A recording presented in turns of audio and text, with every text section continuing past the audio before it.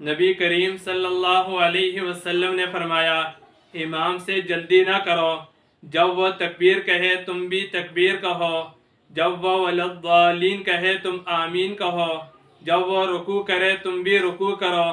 احادیث مبارکہ سے معلوم ہوتا ہے مقتدی حضرات پہ لازم ہے کہ وہ نماز کے تمام ارکان میں امام کی اتباع کریں، امام سے کسی بھی رکن میں جلدی کرنے کی کوشش نہ کریں۔ جیسے امام جب تکبیر تحریمہ کہہ کر نماز شروع کرے، مقتدی کو بھی چاہیے کہ وہ تکبیر تحریمہ کہہ کر نماز میں شامل ہو جائے امام کے ساتھ۔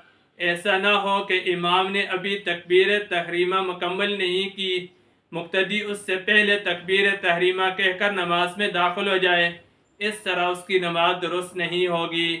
اسی طرح نماز کے اندر امام سے رکوع سجدہ کرنے سے پہلے مقتدی کو چاہیے کہ وہ رکوع سجدہ نہ کرے، نہ رکوع سجدہ کرنے کی کوشش کرے، نہ امام سے پہلے رکوع سجدے میں جھکنے کی کوشش کرے۔ اللہ تعالی عمل کرنے کی توفیق عطا فرمائے۔